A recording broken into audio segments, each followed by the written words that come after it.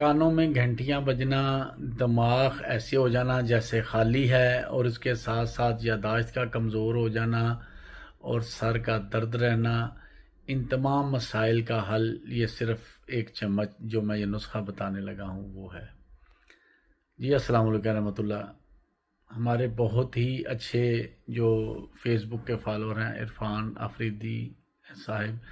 جو ایڈوکیٹ بھی ہیں، پروفیسر بھی ہیں، ان کی طرف سے میسیج آیا کہ حکیم صاحب کانوں میں ہر وقت سیٹیاں یا گھنٹیاں بجنے کی آواز آتی ہے، اس کا کوئی نسخہ بتا دیں۔ تو آج جو میں نسخہ بتانے لگا ہوں اس کے ساتھ ساتھ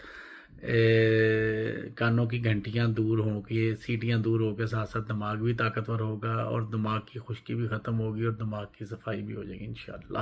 اور دماغ کی یادداشت ایسے تیز ہوگی کہ آپ برسوں کی کئی ہوئی بات نہیں بھولیں گے انشاءاللہ۔ سب سے پہلے تو یہ وٹامن ای کی کمی کی وجہ سے ہوتی ہے زیادہ تر، اور اس کے علاوہ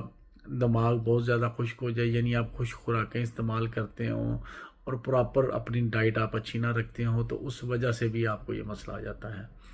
تو وٹامن ای کا سب سے بڑا خزانہ ہے مکئی، چھلی۔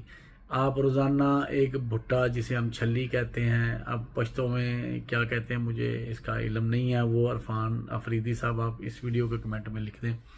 ایک چھلی آپ نے روزانہ تازی بوائل کر کے کھا لیں، بھون کے کھا لیں، جیسے مرضی کھا لیں، انشاءاللہ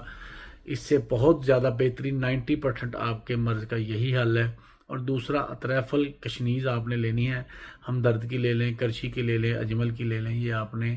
ایک چمچ صبح ایک چمچ شام کھانے کے بعد نیم گرم دودھ کے ساتھ استعمال کریں، انشاءاللہ یادداشت بھی تیز ہوگی، سر درد بھی دور ہوگا، دماغ کی خشکی بھی دور ہوگی، اور اس کے ساتھ ساتھ کانوں میں سیٹیاں بجنا،